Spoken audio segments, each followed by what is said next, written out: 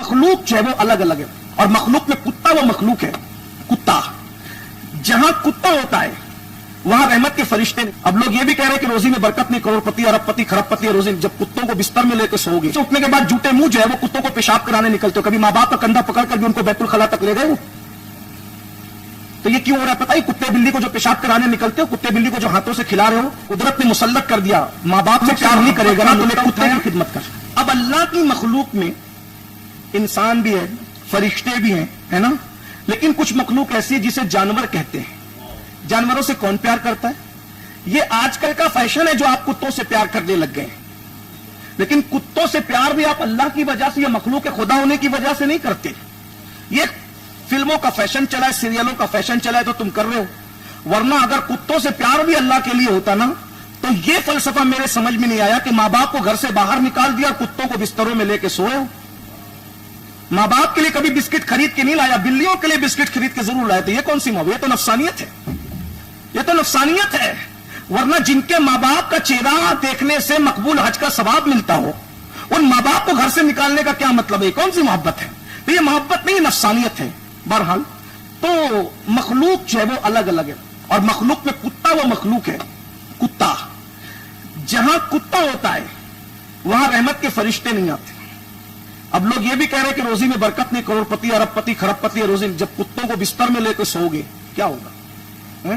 वरना बुखारी की रिवायत देख लो ना, कुत्ते का पिल्ला अगर चारपाई के नीचे है तो जिब्रील की आमद रुक गई।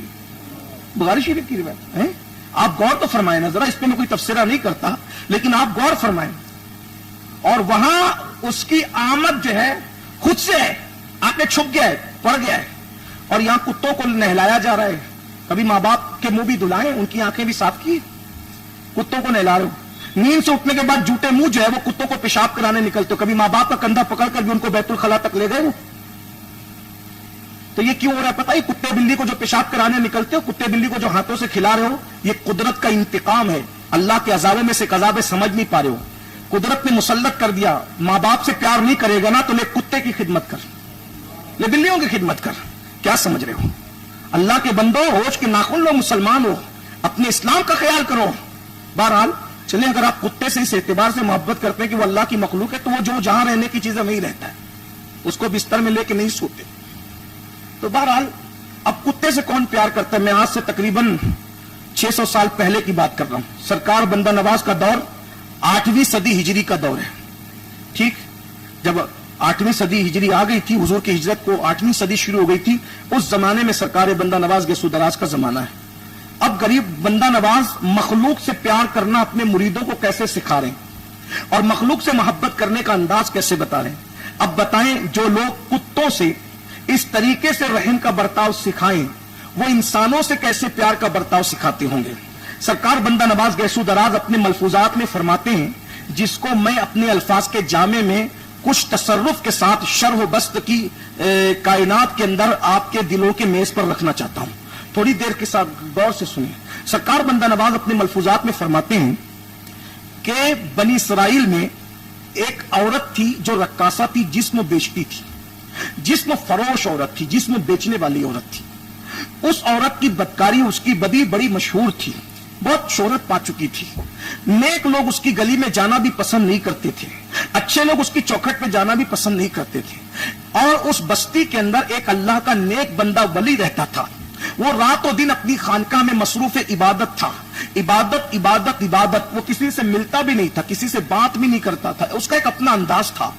एक दिन अल्लाह के पैगंबर पर, जो उस जमाने में नबी थे, उन पर वही आई और उनसे फरमाया गया, ऐ मेरे नबी, मैं इस बस्ती को 3 दिन तक आग बरसाकर जला दूंगा और ये बस्ती 3 दिन तक इस पे आग बरसेगी और कुछ नहीं बचेगा। न इबादत खाने बचेंगे, ना लोगों के घर बचेंगे, सब खानामा बर्बाद हो जाएंगे, सबके घर खराब हो जाएंगे। ना घर रहेंगे, ना घर वाले रहेंगे, ना इंसान रहेंगे, ना कोई और रहेगा। एक काम करें, आप मेरे नबी हो, आपसे मोहब्बत है, आप बस्ती छोड़कर दूसरी बस्ती में जाओ ताकि आप महफूज हो जाओ। दूसरी बात यह है, दूसरा मेरा महबूब आपके बाद का अगर कोई है इस बस्ती में तो वो फुला फुला वली है, उससे कह दो कि ये जो रक्कासा, नचनिया और जिस्म बेचने वाली औरत है, یہ 3 दिन उसके घर जाकर कयाम कर ले तो हम उसको भी बचा लेंगे, क्योंकि सबको जला देंगे, एक ही घर बचना है बस, और वो उस रक्कासा का घर है, वो उस नचनिया का घर है, वो उस फाहिशा औरत का घर है। अल्लाह अकबर। अब नबी थे, कुछ पूछा हुआ जो नहीं, जो अल्लाह का हुक्म आया बस उसी हुक्म पर अमल करते हुए उस वली के पास गए। कहा देखो भाई अल्लाह का ये हुक्म आ गया है, बस्ती पर आग बरसेगी, पूरी बस्ती बर्बाद हो जाएगी, एक ही घर बचेगा, वो रक्कासा का, नचनिया का, फाहिशा औरत का घर है, इसलिए तुम वहां चले जाओ, अल्लाह का हुक्म है वहां चले जाओ और वहां जाकर के इबादत में मसरूफ रहो, मैं बस्ती छोड़ के जा रहा हूं, अगर चाहते हो बचना तो वही जाना पड़ेगा। वो भी अल्लाह का वली था, उसने कहा हमें क्या, हमें किसी जगह जाने आने से क्या परहेज, यार की मर्जी नहीं थी तब तक वहां नहीं गए, यार का हुक्म है वहां जाना है, इसलिए कि हमें किसी के घर से क्या मतलब, जब तक के कहीं से रोका रुक गए, कहीं जाने का हुक्म है तो चले गए। यही तो बात है ना, सहाबा ने यही तो करके दिखाया। जब अल्लाह रब्बुल इज्जत ने कहा हिजरत करो तो सबने अल्लाह का घर छोड़ा कि नहीं छोड़ा, मक्का छोड़ करके कहां गए, जिसको लोग अपनी जबान में यसरब कहते थे वहां गए। लेकिन अल्लाह अकबर, जिस वक्त तो फरमाया कि अब वहां से वहां निकल पड़ो, तो फिर ऐसे निकले अल्लाह अकबर कि इतनी मुसीबतें तकलीफें बर्दाश्त करके फिर मक्के का सफर किया। तो पता चला यहां किसी के घर से कोई मामला नहीं होता, यहां यार की मर्जी से होता है। अगर यार कह दे ये छोड़ दो तो छोड़ देते, यार कह दो पकड़ लो तो पकड़ लेते हैं, यानी सारा मामला यार का है। वो महयाया व ममाती लिल्लाहि रब्बिल आलमीन। यार कह दे बेटे की गर्दन पे छुरी रखो तो छुरी रख देते हैं, यार कहते बेटों को पालो तो पाल लेते हैं, यार कहे काबा बनाओ तो बना देते हैं, यार का बुत शिकनी करो तो करते हैं। सब यहां सिर्फ यार का मामला है, यार के प्यार की वजह से सब चीजें हैं। जो पीवर लोग हैं उसने कहा कि मुझे किसी से क्या लेना, जब तक यार ने मना किया था नहीं जाते थे, अपने घर में पढ़े थे, खानका में पढ़े थे, यार का हुक्म है तो हम क्या देखें कि कौन क्या है, यार का हुक्म चुपचाप चले गए। आज हम सबकी मानते हैं यार के सिवा, बल्कि मैं तो कहता हूं अल्लाह के बंदे अगर ढूंढोगे ना तो उंगली के पोरों पर गिन लो अल्लाह के बंदों को, वरना हम तो नफ्स के बंदे हैं। किसके बंदे? नफ्स के। सोते क्यों हैं? चलो थोड़ा फ्रेश हो जाएंगे, सोते हैं। अल्लाह वाले इसलिए सोते थे कि थोड़ी ताकत आएंगी तो इबादत ज्यादा करेंगे। फजर में नफ्स कहता है सो जा तो सो जाते हैं, खा रहे तो खाते हैं, अल्लाह के लिए कुछ कर ही नहीं रहे। और यही सबसे बड़ी हमारी बर्बादी की वजह। बल्कि मैं तो यह भी अर्ज करता हूं, नमाज भी हम अल्लाह के लिए नहीं पढ़ते। कुछ लोग नमाज इसलिए पढ़ते कि रोजी में बरकत हो, तो अल्लाह के लिए कहां हुई। कुछ लोग इसलिए पढ़ते कि मैं नमाजी हो जाऊं, तो अल्लाह के लिए कहां हुआ। कुछ लोग वजीफा इसलिए पढ़ते हैं कि मेरी बेटी को रिश्ता है, मेरे भाई बेटी के रिश्ते को पाने के लिए तूने वजीफा पढ़ा, कभी अल्लाह के लिए भी कोई वजीफा पढ़ा है क्या? है? ये बात है, कुछ अल्लाह के लिए नहीं किया, बस हम सब दुनिया ही में मस्त हैं। तकरीर अच्छी की इसलिए ताकि नजराना मिले।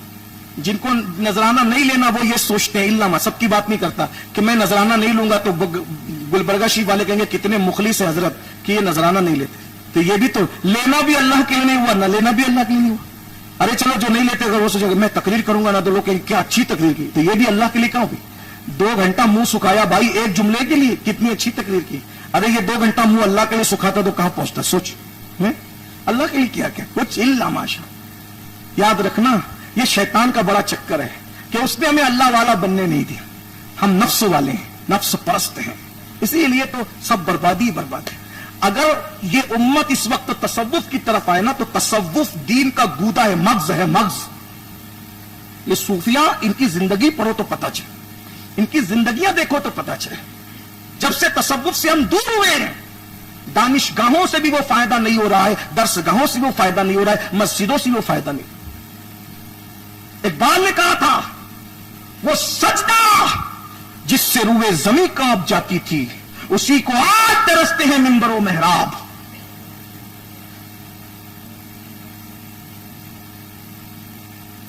जो मैं सर्वसज्जा हुआ कभी तो जमीन से आने लगी सदा, तेरा दिल तो है सनमाशना तुझे क्या मिलेगा नमाज में। अल्लाह कहां है, अल्लाह के लिए कौन क्या कर रहा है। तसव्वुफ है जो करो यार के लिए करो, बल्कि गुस्सा करो तो भी यार के लिए करो। यार के लिए गुस्सा करना भी इबादत है। हमें अपने लिए तो गुस्सा आता है, यार के लिए कभी गुस्सा आता ही, खुदा के लिए कभी गुस्सा ही नहीं आता। न प्यार अल्लाह के लिए, न गुस्सा अल्लाह के लिए, इसीलिए सब कुछ हो रहा है। तो ख्वाजा बंदा नवाज के सुदराज अपने मलफूजात शरीफ में फरमा रहे